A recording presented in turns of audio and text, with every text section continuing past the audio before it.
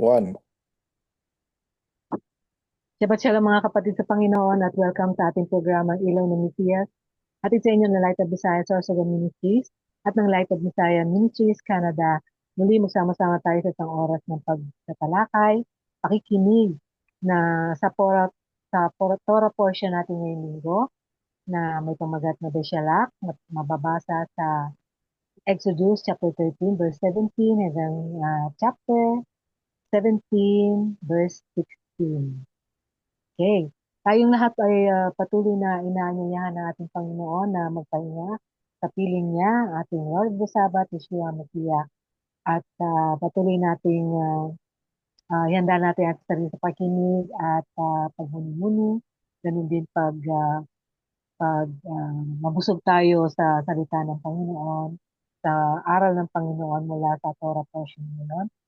At ayon sa Kanya, lumapit kayo sa akin, kayong mga napapagay, sapagkat bibigyan ko kayo ng kapahingahan at pasanin ninyo ang aking pamatok at matuto kayo sa akin, sapagkat ako ay maamo at mapagpakumbaba at masusuntukan ninyo ang kapahingahan ng inyong kaluluwa. And gayon din po sa Hebrew chapter 4 verse 9 to 10, sapagkat ang sinumang pumasok sa kapahingahan ay nagpahinga sa kanilang mga kapagalan kagaya ng pagpapahinga ng Panginoon matapos niyang likhain ang lahat ng ito. Ako po ang inyong lingkod, Sister Debbie Farrelly with Brother Richard Sison sa kabilang linya. Shabbat Shalom, Sister Deb. Shabbat Shalom, mga kapatid, mga kaibigan. Shabbat Shalom, Brother Richard. At ang ating pong Torah portion ngayon, ngayong linggo ay isa-anim na pagbasa mula sa aklat ng Exodus, chapter 13, verse 17 hanggang chapter 17, verse uh, 16. wala. Yeah, 17, verse 16. Ah. okay. Wala yung binabasa ko. At ganun din,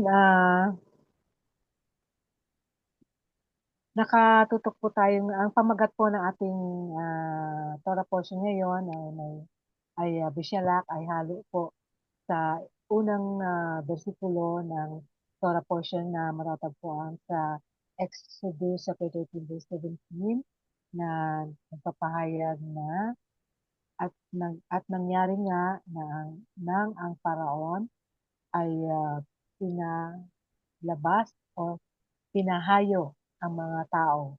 Ito po yung mga Israelita. Ang reading na ito ay ang reading natin ngayon ay nagpapahayag ng adventures ng Israelites ng panahon ito habang kanilang iniiwan ang Ehipto, then ang kanilang pag-cross sa Red Sea, and also yung kanilang matanggap nila yung mga miraculous provision nang nasilay na sa ilang na lugar at ang kanilang unang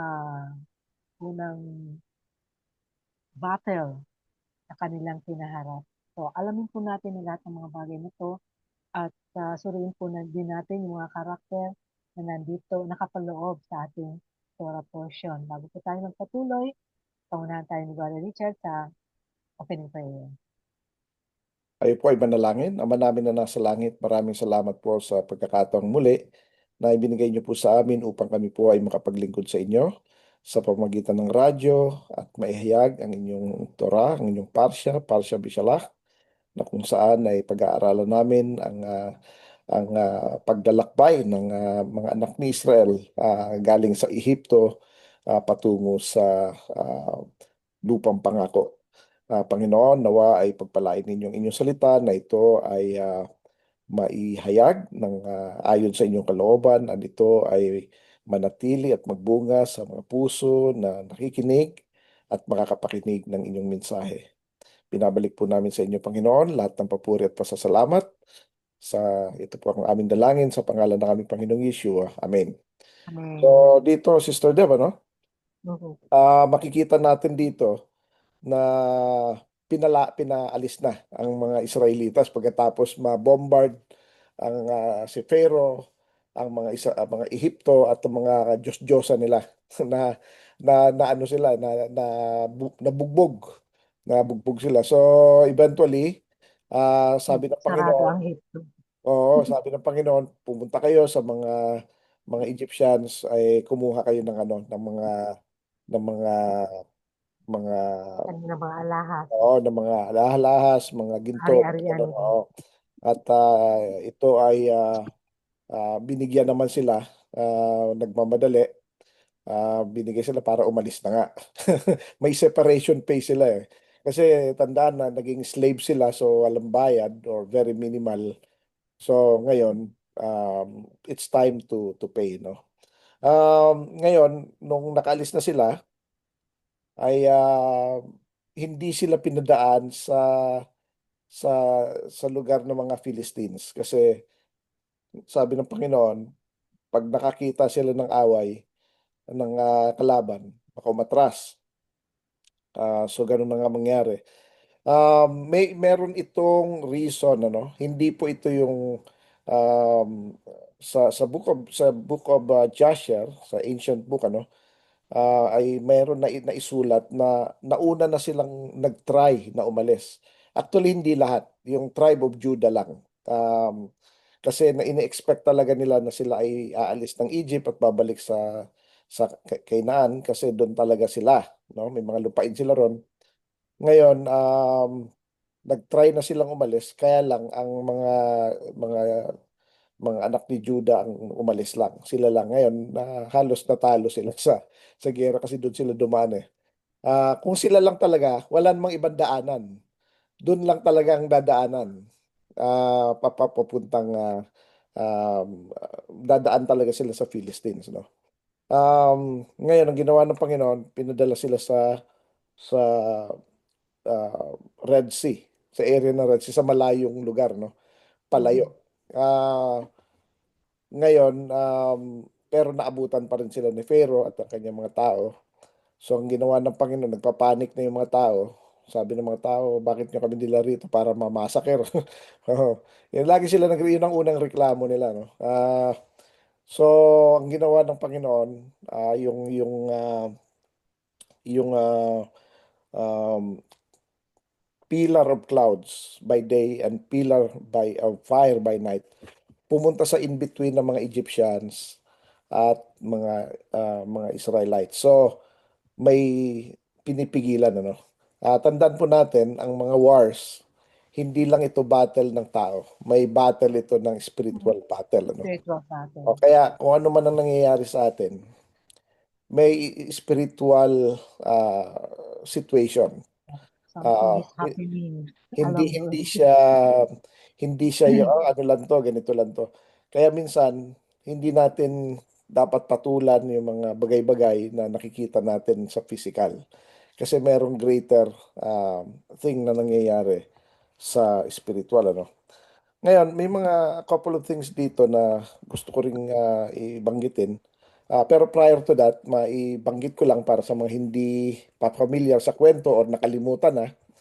So, yon nakatawid sila dahil nga pina, pinabuka ng Panginoon kay Moses ang Red Sea, Red no? Sea. So na, na ano siya na naging dalawang wall sa magkabila, no?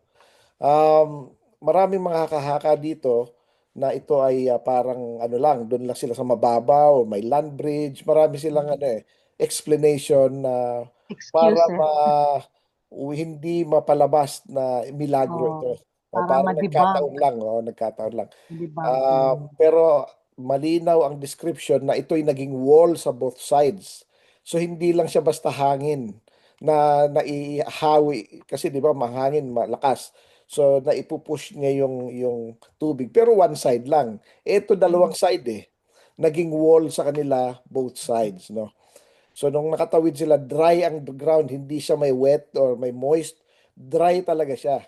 Kaya hindi sila tumawid sa wet ground or moist ground, kundi sa dry ground. No? Overnight, naging dry yun, nakatawid sila hanggang sa huli. Nung nakatawid na sila, umalis na ngayon yung pillar of fire, pillar by day, a pillar of fire, pillar of clouds, kasi day yun eh. Ngayon, bakit alam natin na day? Kasi nakasunod pa yung mga Egyptians eh. Nakita Yes. nila eh. Kung night yun, mahirap makita, di ba? Walang Yes. madilim. So, day yun. So umalis na yung pillar of cloud, ang Panginoon yon.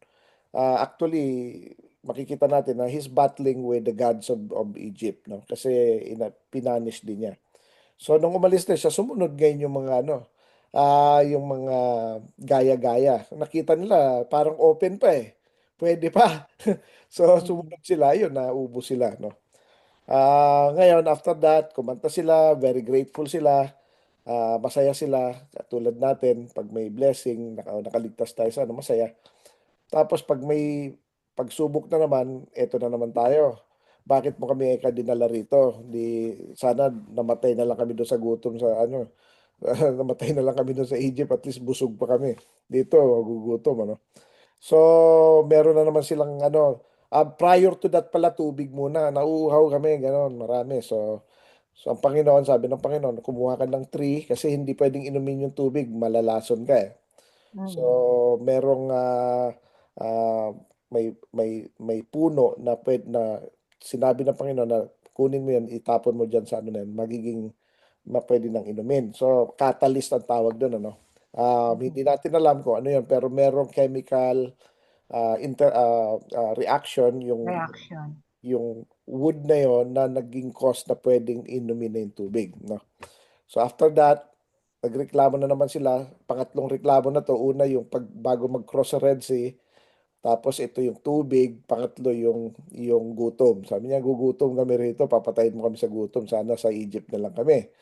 So, yan ang ano laging naglo-look back. Oh, mas maganda ang buhay natin nung araw. Laging ganun eh. Yung parang hindi grateful, ano. So, ngayon binigyan sila ng Panginoon ng mana, ng bread from heaven. Itong manna na to, ayon sa Book of Psalms, food of the angels ito. So pinakain ng Panginoon ng food of the angels ang mga tao. So ang alam natin, ang mga angel hindi kumakain, basta hindi sila natutulog, hindi kumakain, walang ano, pero kumakain ang mga angel. So meron silang yung tree of life, tree of the knowledge, tree of the knowledge of good and evil, kinakain din nila yun. Sa tao lang hindi pwede yun. For the angels yun. Pero yung mana, pwede rin nilang kainin. So nakatikim din ng tao for 40 years, no? Mm. So ngayon, meron din silang battle, which is ang Amalek, which is very interesting. Nabanggit mo ito, Sister Deb, kasi ito yung first battle ng Israel. Yeah. Mm. Pero ang last commandment sa Torah ay makipag-battle sila o anuhin nila ang mga Amalekites dahil sa ginawa nila. So, ang huling battle din ng mga Israelites ay sa Amalekites din. Yun ang first and last nila na battle And lahat. sa future. Okay. Sa future yun. So anyways, marami tayong mga pwedeng pag-usapan dito, no? Unang-una, yung hindi, yung pinaka, yung yung hindi shortcut na daanan, yung prinsipyo ng hindi shortcut. Yan. Kasi minsan gusto natin mabilis eh. Shortcut, yung kung pwede natin gawin lahat ng bagay ng mabilis. Oo, kasi mainipin tayo eh. Sayang yung time. So gusto natin mabilis yung ano, mabilis tayo masenso, mabilis tayo yumaman, mabilis tayo lahat mabilis, no? Pero ang Panginoon ay nililid niya ang kanyang mga tao sa longer na no sa sa longer route, no. Mm. For one, dito para i-avoid yung war, although nakipag-war din sila sa Amalekites, pero not as uh, mas intensive battle sa Philistines, no. Kasi during that time talagang ano rin ang mga Pero Philistines. hindi ito yung sila yung unang nakipag-away, kundi Hindi, ang hindi. Amalekites ang Oo. talagang Ang sinisita. Amalekites ay trinidor sila from the back, sa likod. Mm. Ang mga pinatay ng mga Amalekites, yung mga matatanda, mga bata, mga babae, yung mga weak.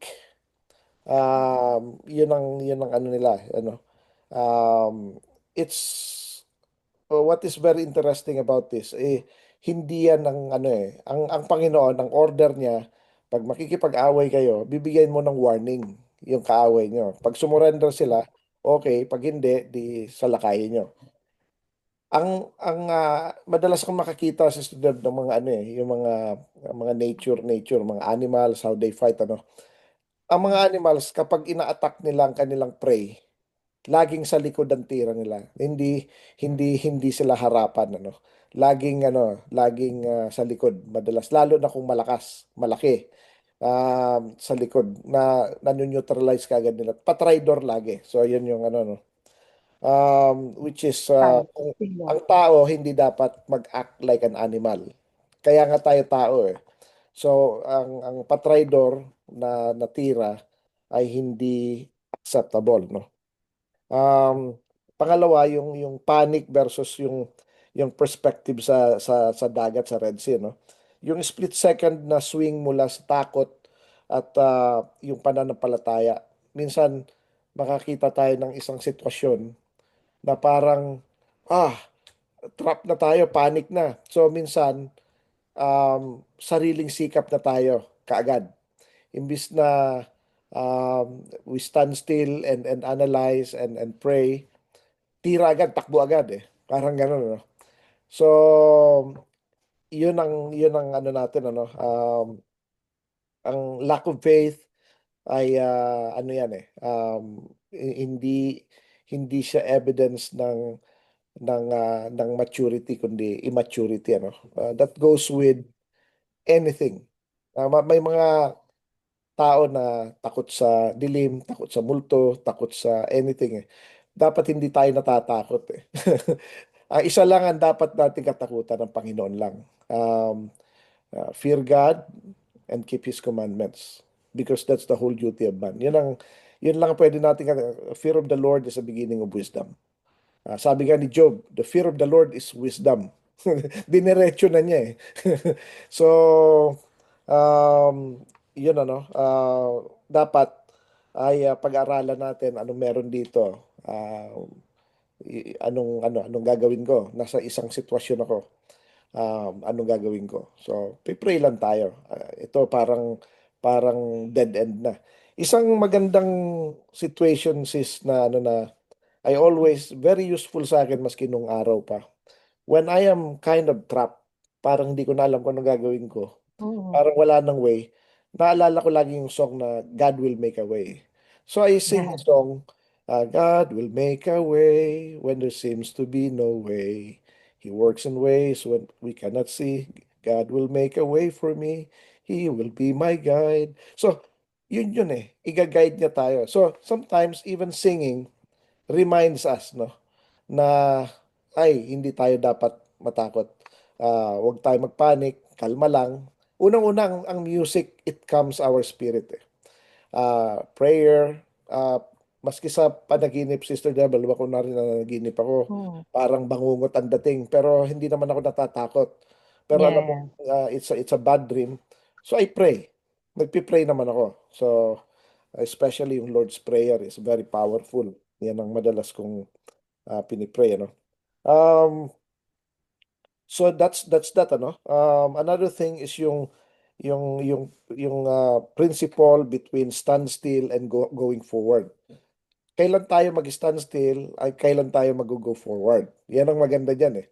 Um, Paano natin malalaman kung anong will ng Panginoon? Um, it's hard to explain. Um, it's both hard and easy to explain. Kasi kapag kilala mo ang tao, kilala mo siya, gestures lang, tingin lang, konting hint lang, alam mo na kung anong gagawin eh. Alam mo na kung gusto niya, ayaw niya, tumigil ka na o umalis ka na or tara na or whatever. Minsan magkakaibigan, titinginan na nga, tatawanan na. Alam nila kung may certain thing na parang meron kayong vibe, meron kayong ano na understanding na makuha ka sa tingin, alam mo na eh. Alam mo na nagalit, alam mo na natutuwa, Kakaintindihan alam kayo mo na uy, tumigil ka, without secret communicating. natin to. Without doing anything. Isang tingin lang na. Yung iba, hindi nila alam kasi hindi nila kilala. No? Ganon din tayo sa Panginoon. Ang Panginoon, kapag lagi natin kasama siya, lagi tayo nagbe-meditate sa kanyang word, sa kanyang Torah, alam natin kung kailan tayo mag-stay, alam natin kung kailan tayo mag-go. So it's not um how should I say it? It's easy kung kilala mo ang Panginoon, and it's gonna be really hard kung hindi mo kilala ang Panginoon. So let's put it that way. So dapat kilalanan na natin siya. Kaya nga sabi ng Panginoong Yeshua sa John 14:21, "He who has my commandments and keeps them, it is he who loves me. And he who loves me will be loved by my Father, and I too will love him and reveal myself to him or show myself to him." So nakikilala natin si Yeshua. Alam natin kung kailan niya gusto, kailan niya ayaw, kailan siya galit, kailan siya natutuwa, ano yung ano niya, no? So, in that way, hindi tayo na nagkakamali sa gagawin natin, no? So, stand still. Kapag hindi na natin alam ang gagawin natin, we're trapped. We pray. At alam natin na maski anong gawin natin, ay hindi talaga walang nangyayari. Ito, it's a personal testimony. There was a time in my life na hindi ako masaya sa trabaho ko. So, I'm trying my best to get out. Lahat, gawa, apply. Lahat na ginawa ko na. Nag-tumbling na ako, nag-roll na ako, nag-acrobat na ako. Kahit anong gawin ko, hindi ako makaalis. Nagtago ka na. Oo, kahit anong gawin ko, hindi ako makaalis eh. Ngayon, No choice. No pero choice nung ka. dumating na yung time na pwede na, hindi na ako naghahanap eh. O di, tsaka naman ako na nakaalis. Wala ka naman. Dahil, wala na. Alam ko kung kailan. Kaya alam ko kung kailan eh. Kasi, Yeah. There yung is a pamilya, time. yung familiarity ko sa Panginoon, alam ko yung gusto niya at alam kong ayaw niya. When I try, tas hindi umubra, tumitigil na ako kasi alam kong sarado yung mga pinto na yun eh. Pero once na Yeah. binuksan na yun, hindi na niya isasara yun. Kaya sabi niya sa Revelation Dire-diretso chapter na. 3, sa Ecclesia of Philadelphia, sabi niya, I left o nag-iwan ako ng bukas na pinto sa iyo na walang makakasara, walang makakabukas. Kasi alam kong mahina kayo. So, yun eh. So alam natin kung kailan tayo mag-move forward. So in this case sila, inantay nila na harangin ng Panginoon. So hindi nakalapit sa kanila. Inantay din nila. Bakit hindi na lang biglang, shuk, di ba? Magic. Ang tao kasi mahilig sa magic. Ang Panginoon is miracle. He works in marvelous ways. Something na ano, hindi yung out of the air lang ang ano yung mga magic magicians, ano. Hindi ganoon, no. Yung Song of the Sea, makikita natin dito yung Torah, no? Rename niya dito yung hindi pa naisulat ang Torah, pero ang Torah kasi is existing na from the time of Adam. Actually, even before that, sa mga angels, they have the Torah na. Ngayon, makikita natin ang framework ng Torah, yung pasasalamat. That's another thing, ano. Um, yung principle na sinabi ni Shaul, ni Apostol Pablo, na in everything give thanks. Hindi lang ito sa New Testament na they call it, or Messianic writing as we call it, no? Yan yung kundi ito ay nag-exist na from the beginning, ano. And in this case, sa panahon ng pag-cross sa sea. So, kapag may ginawa sa atin ng Panginoon, automatic 'yun. Dapat magpasalamat tayo. We have to sing songs to Him, mag-ano tayo. That's part ng ano eh. Ang Panginoon ay gusto niya nagpapasalamat tayo sa Kanya. Bakit kamo? Kung matatandaan natin, merong 10 ah, ah, may ketong ah, na tao. Tapos sumisigaw sila, anuin mo ko, pagalingin nyo kami, pagalingin nyo kami. Tapos sabi ng Panginoon, sige, pumunta kayo sa pare. Show yourself to the priest. Tapos, di pumunta sila, sumunod sila. Along the way, habang naglalakad sila, gumaling sila. Ngayon, nung napansin nung isa na gumaling siya, bumalik siya, Samaritan pa. Samaritan yun, ano. So, sabi niya, salamat Panginoon. Sabi niya, di ba 10 yung pinagaling ko, bakit isa lang yung bumalik? So, makikita natin dito na ang Panginoon ay gusto niya nagpapasalamat tayo. It's something that we should be doing every time, every moment of our time. We have to thank the Lord for everything. Kasi hindi porke alam na ng Panginoon yun na grateful ako. No, you have to say it. You have to say it. Dahil alam naman niya, naisip na niya, nakikita niya, grateful. No, you have to say it. Kailangan mo ipakita. No? Kailangan nating gawin.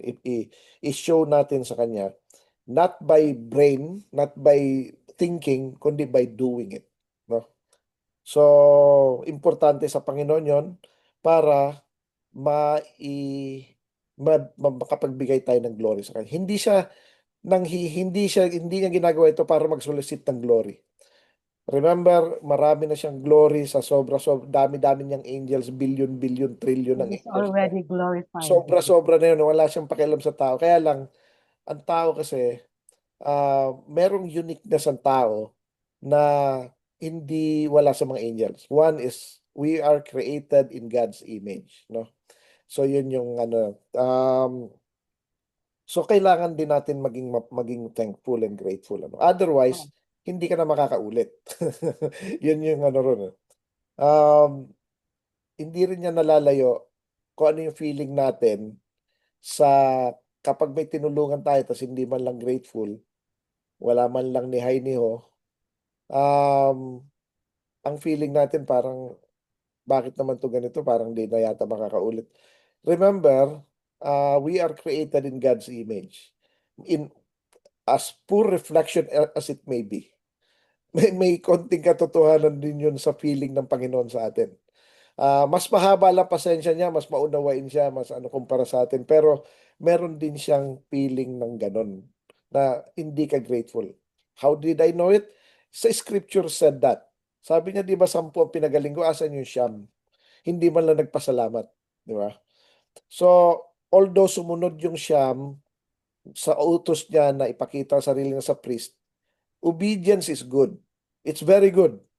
Pero being grateful is another level. Yun ano. So that's one lesson ano. Yung uh, ano yung freedom? Ano bang freedom? Minsan kasi ang freedom is ano nung nakawala na sila sa Egypt. Ano, they are free to do whatever they want, ganun eh. Yan ang minsan ang misunderstanding ng mga maraming believers. I was freed. I'm free. In Jesus, I'm free. Free to do what? To do whatever you want. Sinabi na nga ng Panginoon if you are a slave, if you do certain things, either you're slave to sin or you slave to righteousness. Walang neutral, I'm free not to do anything. I'm free not to do sin. I'm free also not to do the law, the righteousness. Ano ka? Di ba? Pag hindi mo ginawa ang law, then you're again, kasi ang sin is transgression against the law. So therefore, you're bounded by sin pa rin. And Ah, also, yung basehan ng righteousness is all about obedience sa yeah, instruction ng Panginoon. So how can exactly. you be righteous when you don't even know kung ano yung dapat na ginagawa natin na ayon sa kalooban? Yeah, no. So, yan yung ano hindi ka pwedeng magstay sa isang, dalawa lang yan It's either you're in darkness or you're in light. Hindi mo pwedeng sabihin, I'm free from darkness, but I'm also free from light. Saan ka nakalagay? Di ba? Nasa gitna, alanganin, di ba? So, kapag obedient tayo sa sa righteousness, sa Torah, then we are slave to the Torah. So, if we are obedient to sin, then we are slave to sin. So, pili ka lang doon sa dalawa, di ba? Um, kapag ito lang ang sign diyan kapag meron kang gustong gawin pero hindi mo nagagawa. At meron kang ayaw gawin, pero yun ang nagagawa mo. Meaning, you're bounded to that. Halimbawa, may kasalanan ka na ayaw mong gawin pero hindi mo mapigilan sarili mo, nagagawa mo pa rin, like addiction, for example, then you're bounded. You're bounded or binded. Nakatali ka doon sa ano na yon, sa problema na yon. So, hindi ka free. Yun lang ibig sabihin ano. Ngayon, kasi ang akala nila freedom is ano parang free from any problems, free from um, it's not like that. Free tayo from sin. That's one. Free tayo from the concern of this world. Second, di ba? Free tayo from the bondage of the evil one, of the world. Kaya nga, circumcision by heart So yung sensitivities natin towards the world, towards sin, na cut off, na reduced significantly. No? Mm. Yung mana, sabi ng Panginoon, sige, bibigyan ko sila ng mana kasi nagrereklamo sila, nagugutom sila. Sabi niya, if titingnan ko kung susunod sila sa akin. So blessing is also a test. Yung provision of the Lord is also a test. Ito'y pagsubok din. Hindi lang yung paghihirap ang pagsubok, kundi pati ang blessing, pagsubok din siya. Titingnan ng Panginoon kung magiging faithful pa rin. So anong Magiging nangyari? thankful pa rin sila. Oo, ano nangyari? Sabi niya, huwag kayong kukuha ng sobra. O pag kinain niyo, huwag kayong magtitira the next morning. O anong ginawa ng iba? Kumuha ng marami. Yung iba naman, kumuha ng konti. At the end of the day, pareho lang sila. Nung niluto na, pareho lang nandun tayo. Ba't ganito to? So sabi, yun ang una, ano. Pangalawa, kasi ang utos, kumuha ka lang ng tama. Yung iba sumobra, yung iba kumulang. Pero pareho hindi sila sumunod When you work more, bawal yon. When you work less, bawal din. Dapat sakto. Anyway, at the end of the day, pareho lang kayo. Ito ngayon ang maganda. Sabi ng Panginoon, kung ano yung susobra, wag nyo nang paabutin the next day. Nagtabi sila. Ayun, inuod. Bumaho ngayon. Yan ang problema kasi ang kasalanan ay umaalingasaw. Hindi mo maitatago yan. So,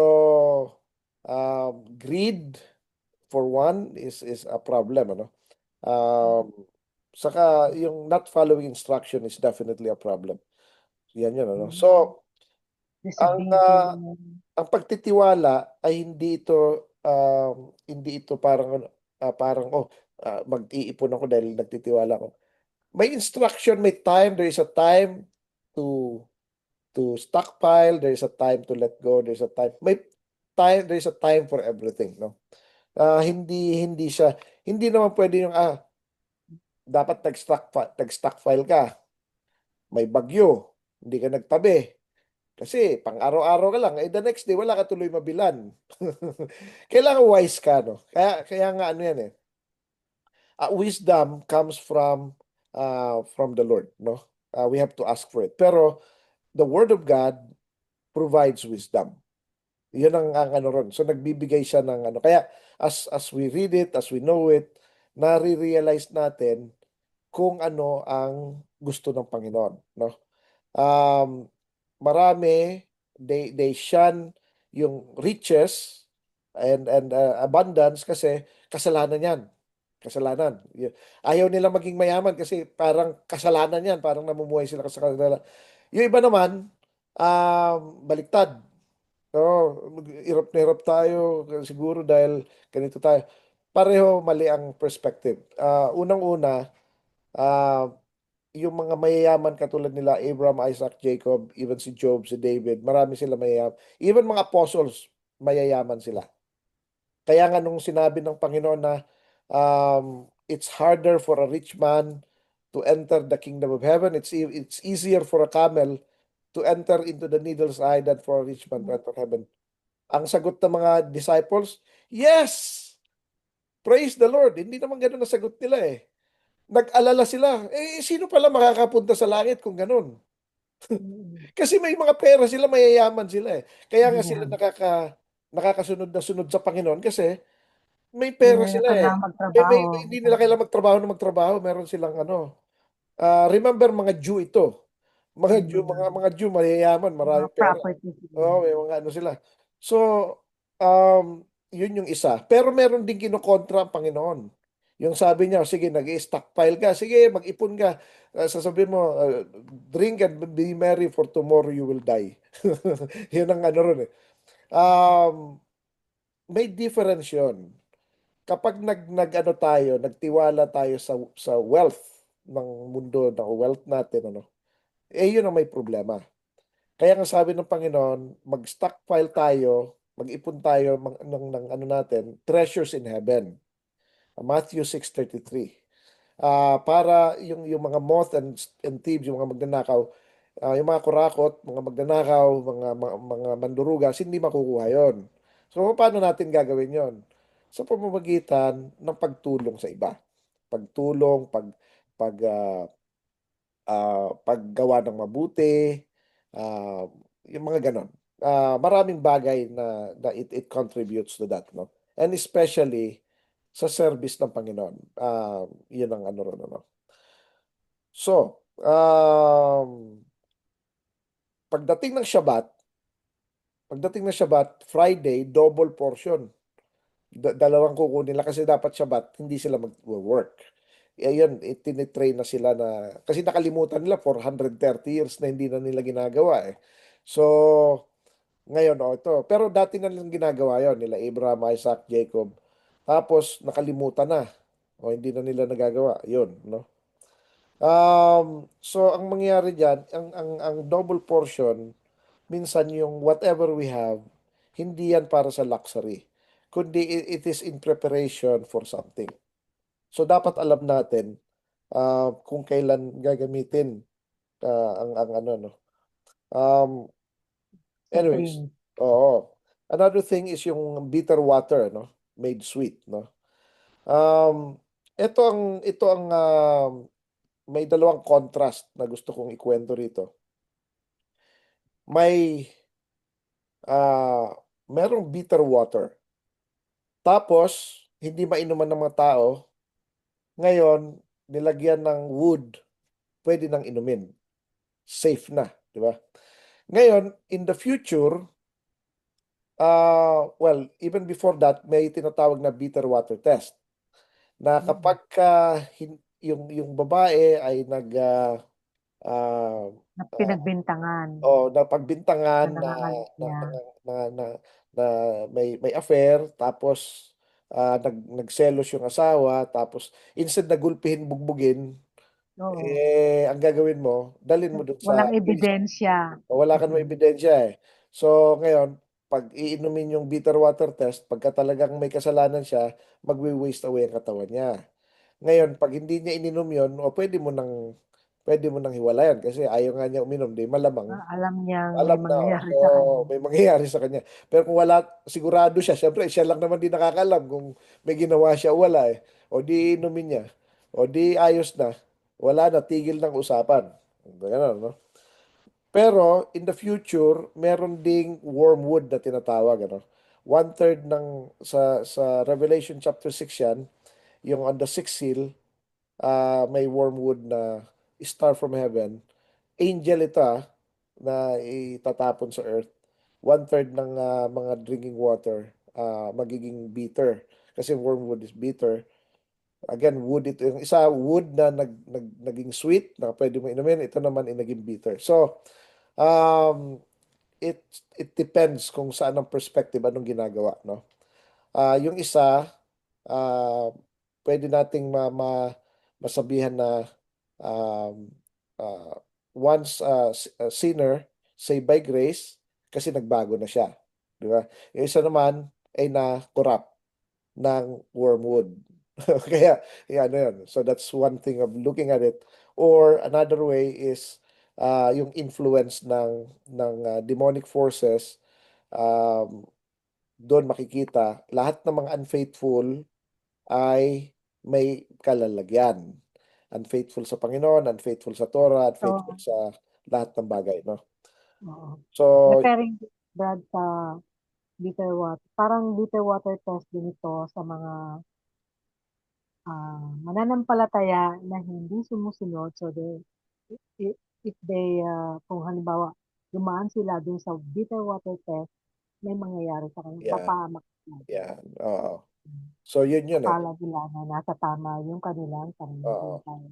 Yan, no. So, yung nakakaalam nito, kaya kita mo hindi naman lahat namatay, one-third lang eh. So yung mga Yes, namatay, yung mga hindi pumasa sa test, no? So later that's what it on. is, ano.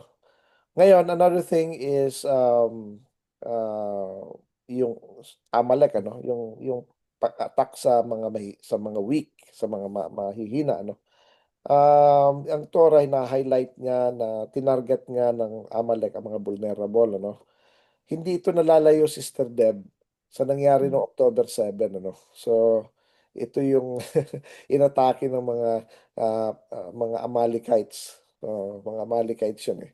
Ang mga Israelites, October 7. So, marami ni rape, pinatay, yung mga ano, di ba? So, mga kinidnap yung iba. Um, ang Amalekites kasi, andi dito pa sila. Kasi nga, iniligtas sila ni King Saul. Pinapapatay na ng Panginoon, iniligtas naman ni King Saul. Kaya nagalit ang Panginoon. So, yun tuloy, problema hanggang ngayon yan. Kaya minsan, yung disobedience natin, kasi feeling natin, bakit naman pwede namang i-save? I-save naman yung si King Agag. Di ba? So, sayang naman, di ba? Pero, mas alam ng Panginoon kung anong ano eh. Kaya yun, in violation, naging problema. No? Um, so, wag natin i-attack ang mga weak, yung mga mahihina, yung mga ano, i-avoid natin yon. As a matter of fact, dapat protektahan natin sila.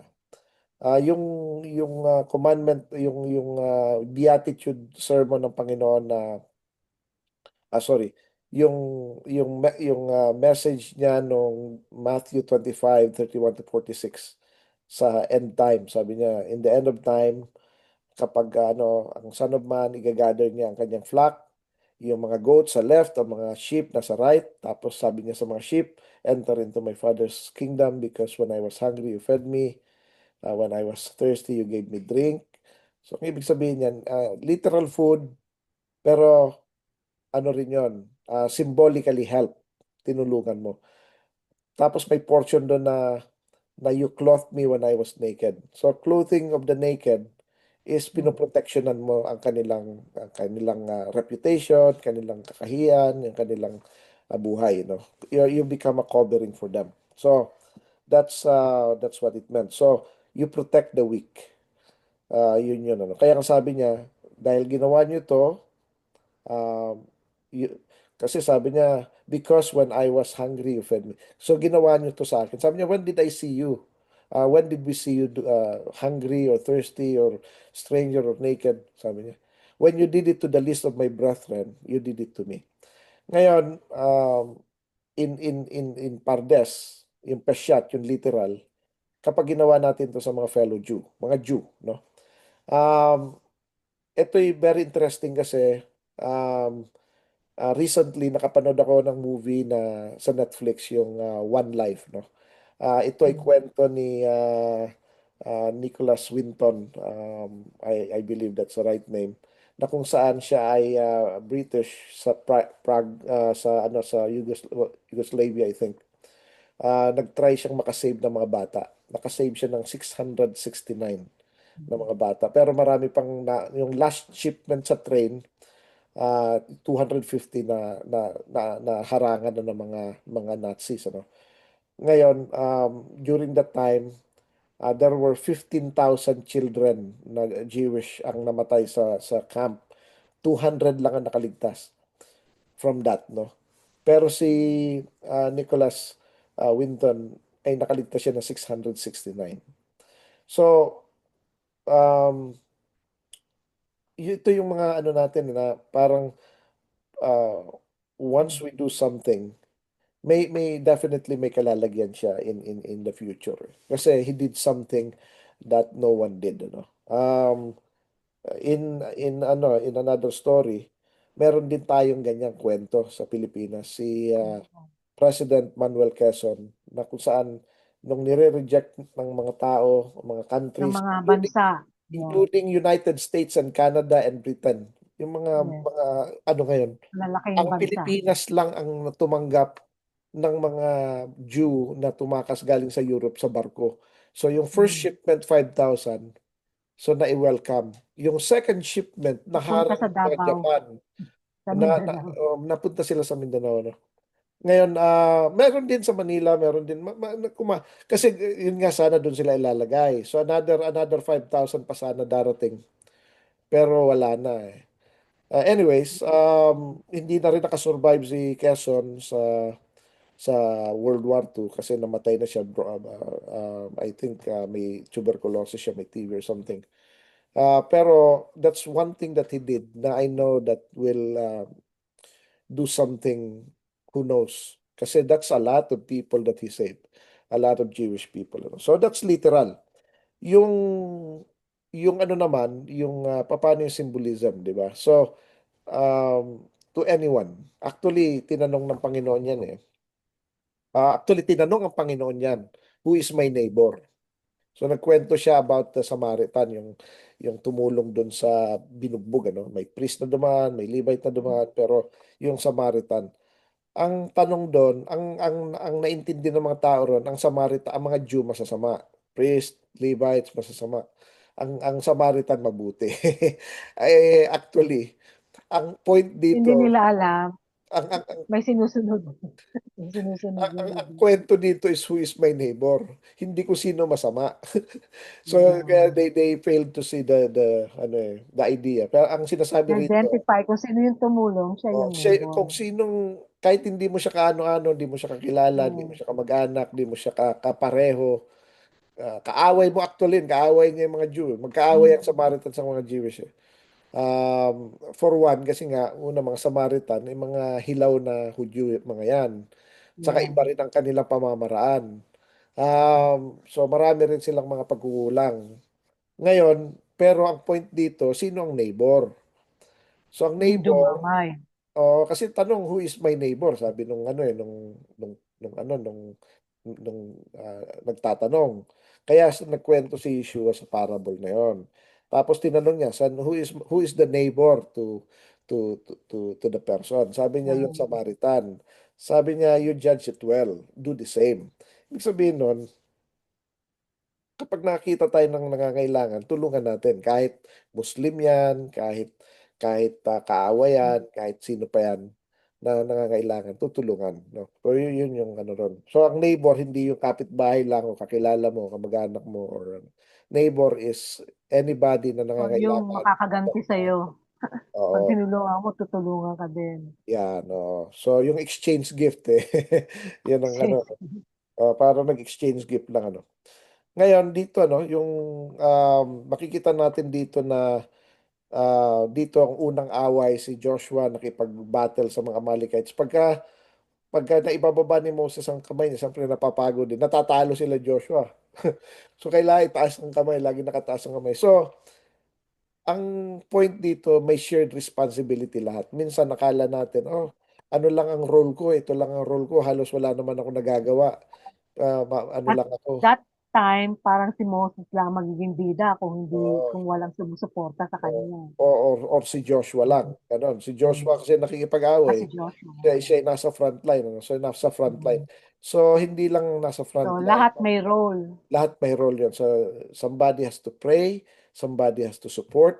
Kaya hindi lang si Moses, may sumusupport din kay Moses eh. Ando dun si Aaron, tsaka ano yung mga ibang elders na tinataas yung kamay. Nakakapagod din talaga yon. Pero maghapon, tapos kinuha na nila ng bato, umupo na si Moses, talagang hindi na rin niya kaya eh. Unang-una, si Moses was 80 years old at the time. So, Oh. mas matanda pa nga si Joshua eh. Si Aaron eh. Mas matanda pa sa kanya ng 2 years. So, mas matanda pa puro matatanda na iwan dun sa, ano, sa bundok. Ano. Pero ang matatanda may role na malaki, which is to pray, to guide um, sa mga young. Ano. So, yan ang role ng mga matatanda. No? At saka those that cannot go in the front line. Um, yung reklamo, ayaw ng Panginoon yan. Galit na galit siya dyan, nakakainis. Ikaw ba naman, kung may katabi ka na puro reklamo, gusto mo katabi mo? Ang problema, hindi naman niya na lagi, lahat naririnig niya eh. Hindi niya matakpan tenga niya. O, di ba?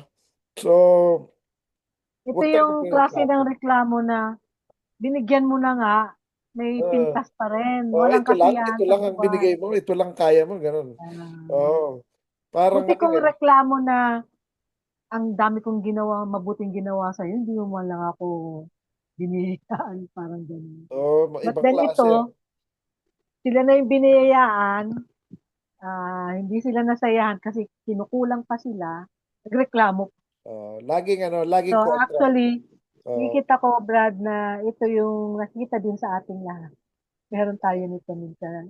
At minsan nakaka-relate tayo. At maganda example ito para hindi natin, para meron tayong example na hindi natin tularan yeah. yung ganitong bagay. Yeah, si Job kasi yun ang nakikita lang natin ano. Pero ito diniscuss ko nga yung Book of Job 2 weeks ago sa Shul. Ang Book of Job kasi parang maraming tao takot sa story ni Job eh. Parang ayaw nila mangyari sa kanila, Mm. parang katakot-takot na no.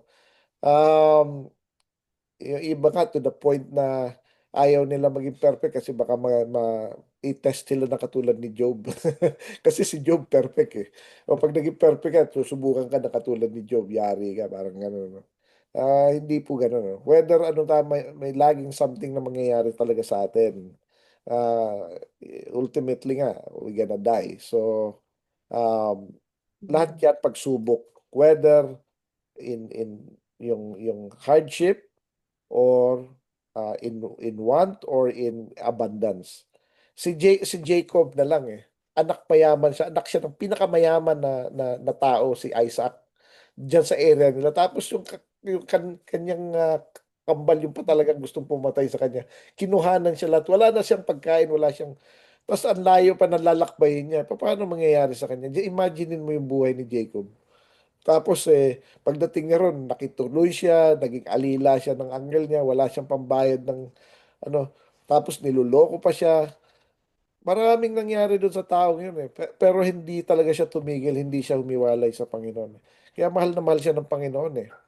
So, marami yun nga yung nakita ko doon sa kanina sa social media. Kasi nagso-social media rin ako, Sister Deb, ano. Pero ang Mm. hinahanap ko, yung mga na may natututunan ako, hindi yung mga kung ano-ano lang, ano. Yeah. Saka from time to time lang. So, nakita kanina, sabi nung posting sa LinkedIn, sabi niya, huwag kang magrereklamo. Itigil mo na pagrereklamo mo. Tapos yung video niya, yung pilay, yung isang putulang paa, ang nagbabike, tapos yung yung tungkod niya, yung pinapampidal niya doon sa kabila, sa isang side. Kasi isa lang paa niya eh.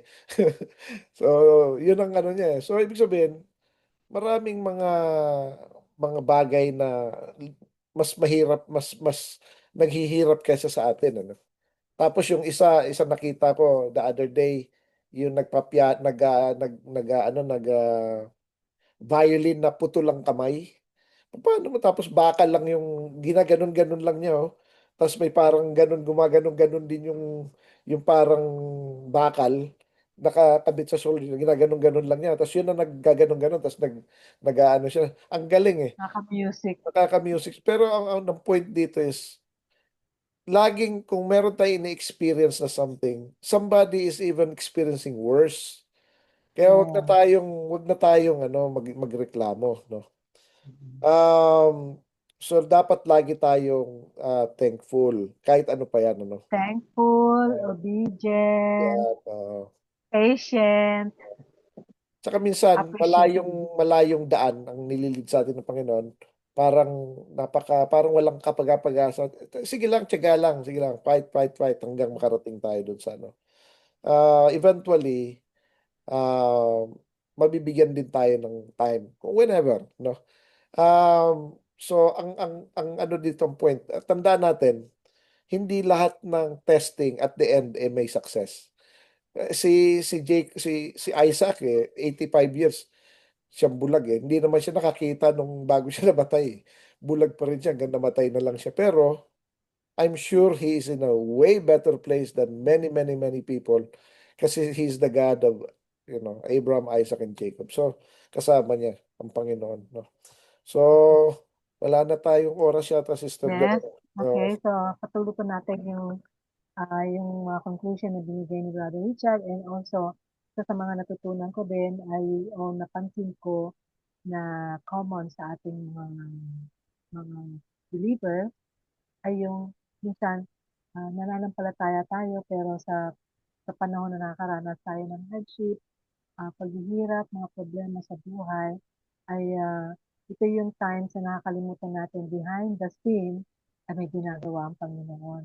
So, kailangan lang pala natin maging patient, maging obedient, at patuloy na umasa sa mga hakbang na ginagawa ng Panginoon. Hindi natin, sabi nga, yung itong mga hardships na nararanasan natin minsan ay gawa ng kaaway, at hindi ito yung mga pagsubok ng kaaway, minsan inaalaw ng Panginoon, nasubukan tayo ng mismong kaaway. Kaya't kung tayo patuloy na magiging tapat sa ating Panginoon, asahan natin na mararanasan natin yung tunay na kapayapaan at mga magsusolve sa mga problema.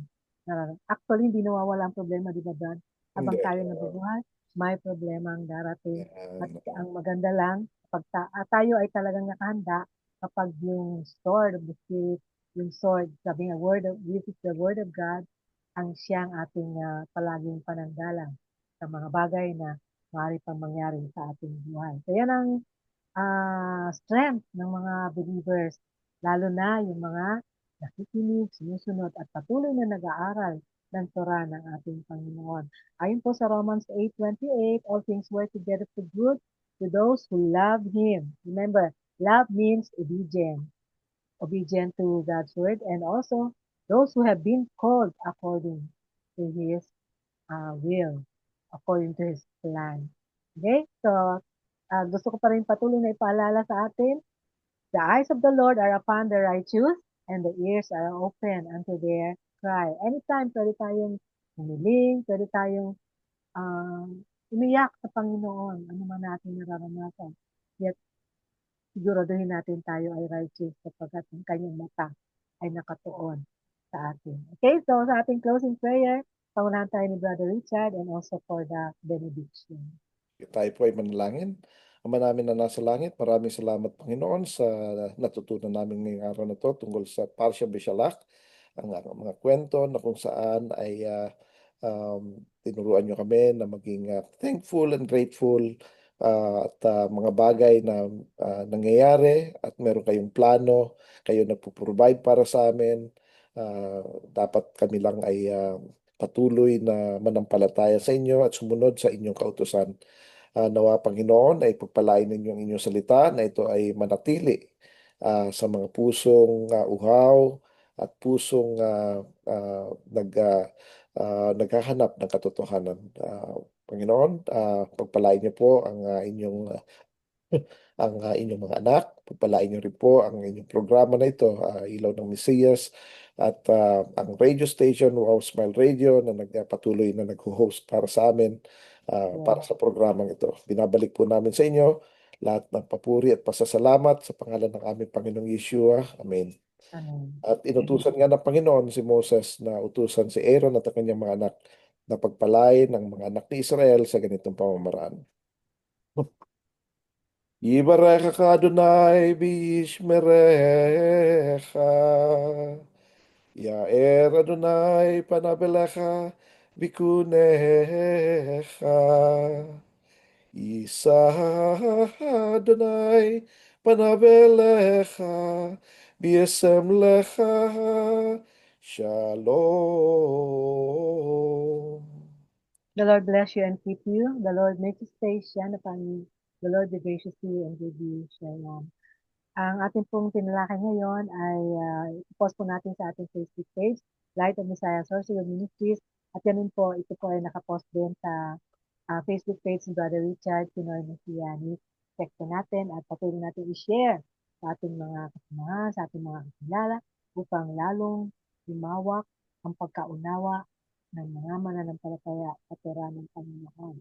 Tandaan po natin, ang taong sumusunod ay siyang tunay na nagmamahal sa ating Panginoon. Ako po yung lingkod si Sir Debbie Sorello with Brother Richard Season sa kabilang linya. Patuloy na bumabati sa inyong lahat ng Shabbat Shabbat Shalom. Shalom.